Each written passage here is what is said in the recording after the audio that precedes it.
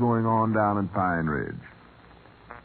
Well... Mr. McGee of 79 Wistful Vista is chopping a hole in his living room wall. That's him over there in the corner with the hatchet, the chisel, and the eager expression. The lady there in the doorway with her arms full of bundles and her face full of horror is Mrs. McGee of Fibber McGee and Molly.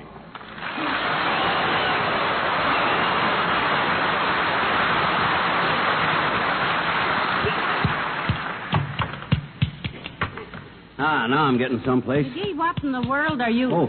Put down that hatchet before you break a hole in the wall. Well, hi, Molly. I didn't hear you come in. Wait till you see what I'm doing, kiddo. What are you doing? And stop it. I, my dear, am putting in a wall safe.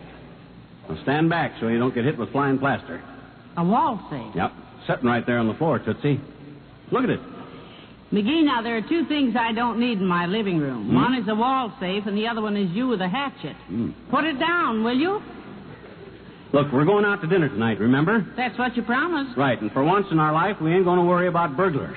All our priceless possessions will be safely locked up in our safe. We've got priceless possessions? Why, certainly. What about my collection of streetcar transfers? Including the rare green 1932 one with no holes in it from the Dugan's Lake line, which the conductor punched me instead of it when I wouldn't turn it in. All that should be handed down to posterity for sure, and the sooner the better. And don't forget the autograph I got from Dizzy Odell, the flagpole sitter. The only guy in his racket that ever painted himself red, white, and blue and come down to half-mast when his mother-in-law died. I forgot that. That would attract any burglar who specialized in hot autographs. Yeah, and how about our jewelry? What jewelry? Why, your string of genuine assimilated artificial pearls. Ones that cost me over $60 to win them on the Elks Club punch board. Or do you want to wear them to dinner tonight? No. When I go out to dinner, I like an oyster cocktail. Well, I mean... And when I wear those pearls, I always feel the oysters are sneering at me. You can see how bad we need this wall safe, Molly. So stand back now so the plaster don't hit you. I always say... Hold it, hatchet man. Yeah. Come in. Oh, good morning, Dr. Gamble. Hello, my dear. And peekaboo to you, possum puss. Hi, Bayfront. What are you doing with a hand axe, knothead? Playing Indian again? He's putting in a wall safe, Doctor. Heaven help me. Oh, no. You're not planning to do a job like that by yourself. Why, certainly I'm going to do it by myself, you big septic. What do you think them holes are over there where I picked the wrong spot? You think mice did that? Well, don't you worry, Molly. You can get a room at the YWCA when your little one-man wrecking crew brings down the house. What are you talking about? Are you suggesting I can't do a simple job like this without tearing the house down? Do you remember the locker room at the Elks Club last week, my boy, when you decided to drive a nail in the wall to hang your clothes on? What happened, Doctor? Practically everything, Molly. He couldn't find a hammer, so he stuck the nail in a crack and belted it with a golf club. Mine, of course. I hit it, too. You certainly did. Yeah. You drove it through the wall into the shower room where old man McDonald of the Third National Bank was taking a shower. Oh. Do any damage, Doctor? Well, the nail apparently went through just as McDonald stooped over to pick up a bar of soap.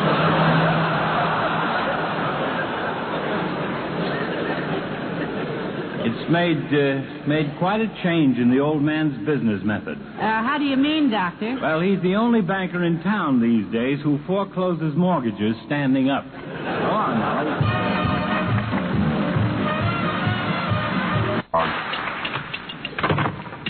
Well, I finally found the right place for the wall safe this time, Molly, right over the mantel here. Well, I'm glad you finally made up your mind. Yep. If you'd have chopped any more holes in this wall, the entire house would have crumbled around our ears. Well, be it ever so crumbled, there's no place like home.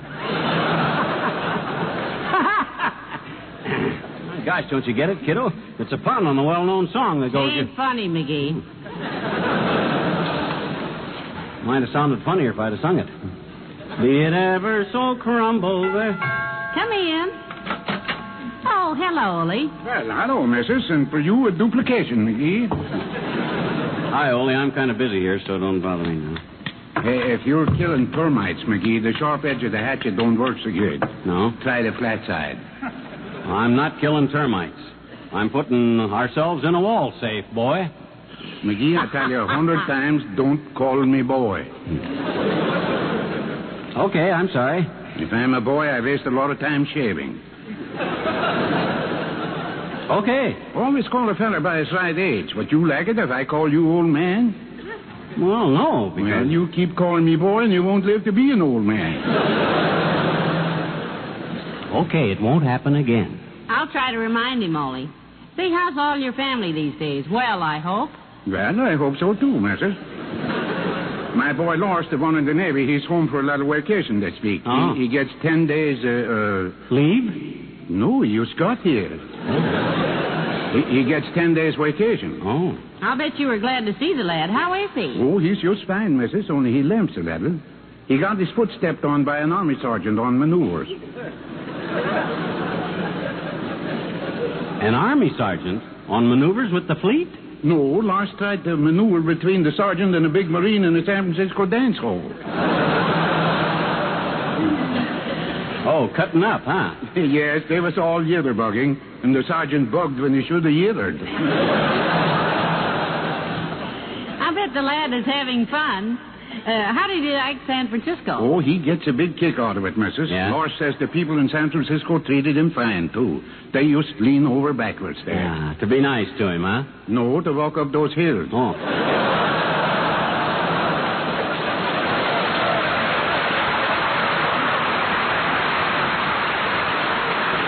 Everybody leans over backwards, Lars says. I understand it's a wonderful town to eat in, too, Ole. They say the restaurant. Oh, Lars, he used whoops and hollers about the seafood out there, missus. Yeah? He ate down on Fisherman's Fort where they baked a 50-pound salmon with all the vegetables cooked inside of it. Stuffed? Missus, he could hardly walk. Then he went into another place where they were serving a stewed crab that weighed 200 pounds. Oh, cut it out. A 200-pound crab. Pata. McGee, was you ever on Lars's boat? Well, of course not. Then how do you know what Larson's captain weighs when he's stewed? So long, boat.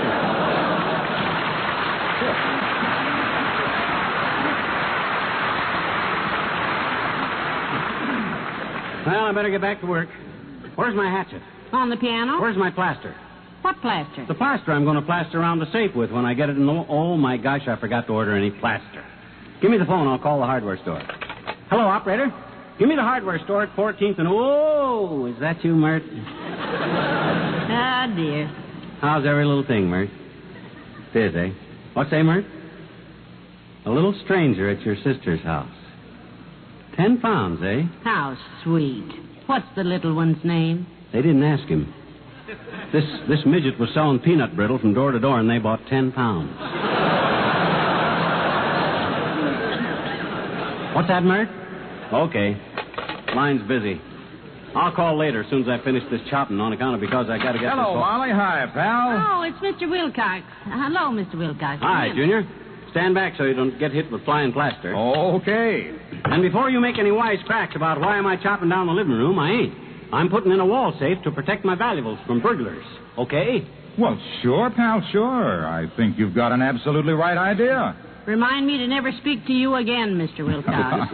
No, I mean, he's right in wanting to protect his valuables, Molly. My God. If any. I was talking to my uncle about that the other day out at his farm. Oh? Yeah, he's the one that heads the Cattlemen's Association. Oh? Oh? You've heard me mention him, Big Cowhead Wilcox. He feels just like you do, pal, about protecting his valuables. Oh, he's got a wall safe, has he? No. The things he has all of his money tied up in are things that won't fit in a safe very well. Well, such as what you mean? Well, Uncle Big Cowhead has everything tied up in livestock and in poultry, you see. Oh, yeah. Well, a cow in a safe would be kind of a tight fit. I can see that. Yeah, it'd be hard to milk. Yeah. Unhandy. You could hardly get in there with it. He makes his livestock and his poultry pay off better because he protects them constantly against loss. Protects them, huh? What does he do? Keep them covered with a gun to keep out the rustlers? No.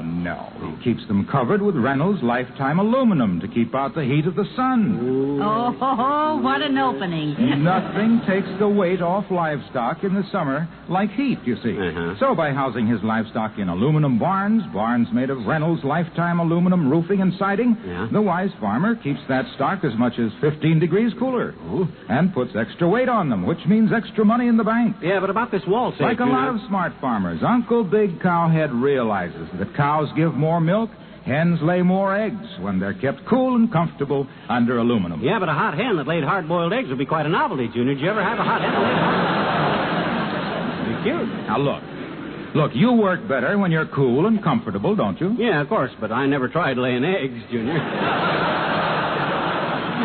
Oh, look who's talking.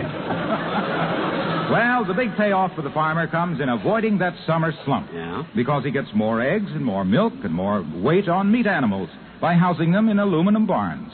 Barns made of Reynolds Lifetime Aluminum roofing and siding. Because you see... Hey, Loomy.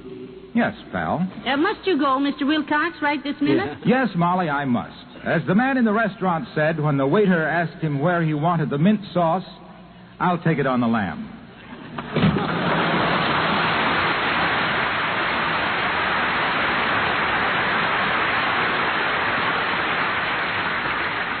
Oh, brother. Isn't that awful? No wonder he slammed the door so fast. He didn't want us to see him blush. Nothing makes that guy blush, kiddo. He's got more gall than Caesar divided into 3 parts. Well, let me see how this safe fits now. Let's see. Be careful. Can you lift it all right? Yeah, I got... It ought to... Look at that. It fits. Fits right in the wall, Molly. How's it look? Awful. You just going to let it sit in that big hole like that? Oh, no. I'm going to neaten it up all right. As soon as I get the plaster. I'll have this baby looking so slick that you wouldn't... Come in. Oh, it's Mayor Latrivia. Hello, Mr. Mayor. Oh, hi, Latriv. Come in. Hello, Molly. McGee. How do you like my new safe, Homer? It's a wall safe. Is that it? That's it, Mr. Mayor. Oh, I got to fill in around with plaster and smooth it over, but there she is, boy. You got any valuable jewelry outside the hawk shop? You know, heirlooms and stuff like that there? Well, nothing of importance, no. My grandmother had some very fine pearls at one time, but my sister got those. Oh, yes, your grandmother. She lived in England, didn't she? Yes. She was quite prominent in Queen Victoria's day, Molly. Oh? Matter of fact, I have a picture of her taken at Westminster Abbey. She was a lady in waiting.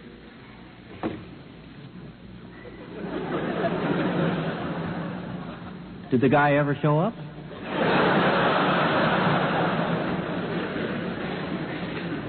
Did who ever show up? Well, the man who left her waiting at the church, Mr. Mayor. You said she was waiting in front of the Abbey. Yeah, twiddling her pearls and pacing up and down in front of the church is a sad way to have your picture took on account of... I'm afraid you didn't understand. Oh? My grandmother was not left waiting at the church. She was a lady in waiting at court. You see, there's quite a Well, difference. I don't blame her for having the law on No, him. sir. The poor little thing. Yeah, she ought to haul him into court, boy. Any guy that jilts a girl's affections and leaves her with a cheap string of pearls that she probably made the down payment on herself... Just a minute here, please. I think we're off on 3 or 4 of the wrong feet already. Now, A, they were not cheap pearls. Oh. B, she did not make the down payment herself. C, Well, I'm glad he was gentleman enough to make the first payment at least. Maybe the lad... He didn't make a payment on the pearls, Molly. Yeah? There was no man involved in the waiting my grandmother did at all. No man. No. Oh, now don't tell me she was waiting for the Robert E. Lee because steamships Hold it, please. Let me finish.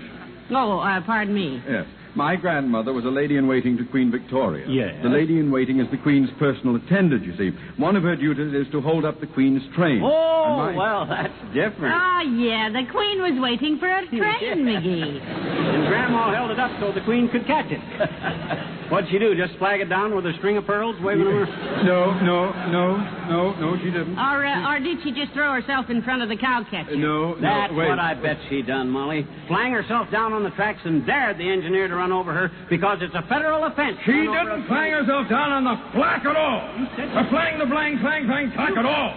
My grandmother never stopped a flame A clap for train and a light. When I said she was a waiting and waiting at port, waiting at the port, snort, snort, short, snort. I didn't say she was. You were the one. It was just a matter of I was trying to, and you, and I'm.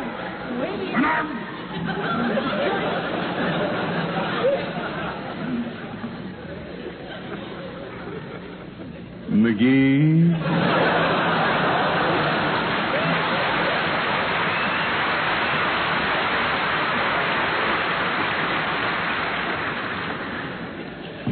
Yes, Prince Albert? There's a new golf course just opened out beyond the city limits. I'd like to run you out there tomorrow in my car. Oh, well, gee, thanks, son. No thanks are necessary, McGee. I've always wanted to run you out of town. Good day.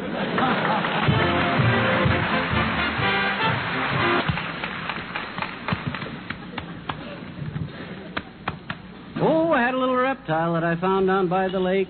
He wrapped himself around my leg. He was a garter snake.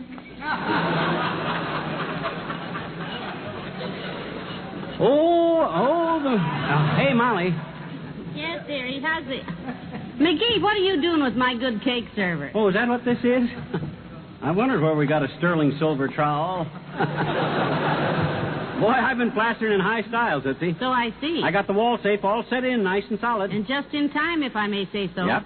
You've dropped enough plaster on the mantel and the hearth to put a ceiling on the Yankee outfield. Oh, well, And enough on yourself to roof the bleachers. Gee whiz, you can't do a job. Your hair looks like half an acre of tall grass with frost on it. Yeah, but gee whiz, Your Mom. ears look like 2 pork chops just out of the freezer. And your eyes are... McGee, your eyes. I can't even see them for the plaster. Open your eyes. Look, Tootsie, relax. My eyes are around on this side. You're looking at the back of my head. Well, now, if this is the way Uncle Dennis looked the night you said he came home plastered, I'm glad I was asleep. Now, if you're through admiring me, my dear, why don't you take a good look at our new wall safe? Looky there. See, that's not bad at all. Betcha. That's the way a wall safe looks, That's huh? it. Just a little iron door sticking out of the wall. Yep, that's it.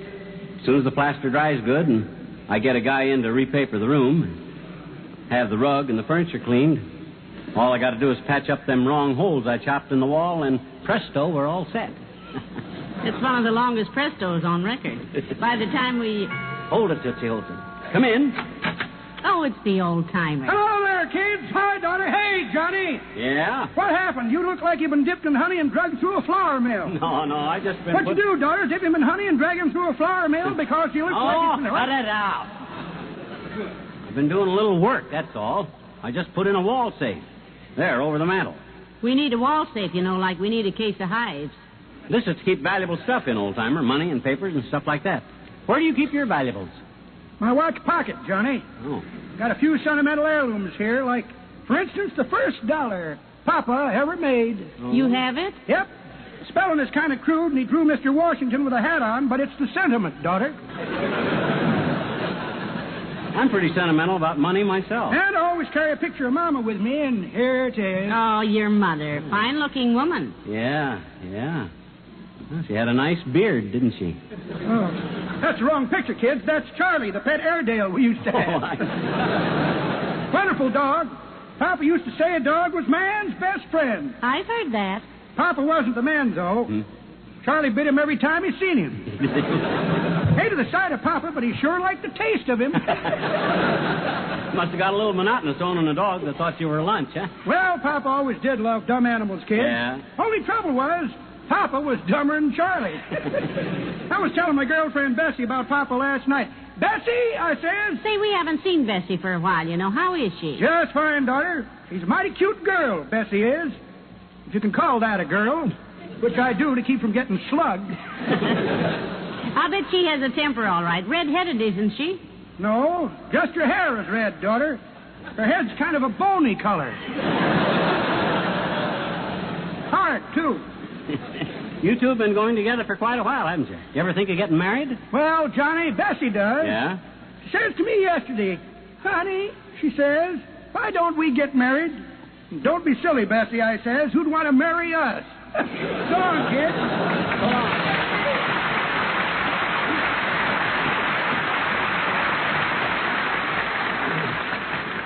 hope people can leave us alone now. I want to show you how this safe works, Molly. Are we still going out for dinner? You betcha we're going out for dinner. As soon as I stuff a few of my precious belongings into this little safe and show you how great it works, I'll go start getting cleaned up. Hand me my wallet with all my money there. Here you are. Good. In the safe it goes. See? Right. Now, I merely slam the door shut, thus.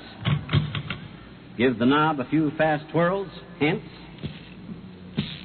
There, Tootsie. You couldn't blow that safe open with TNT. Wonderful. But how do you... Well, I'll go clean up now, and when we're ready to go out to dinner, we merely open her up, take my wallet out, slap her shut again, and off we go. Well, that's a good deal, dearie. Yeah. How do you open it, with a key? No, it's got a combination. Do you have the combination? My dear, you ain't married to a dunce. Of course I got the combination. I didn't trust my memory, either. I wrote it down on the back of my driver's license. Well...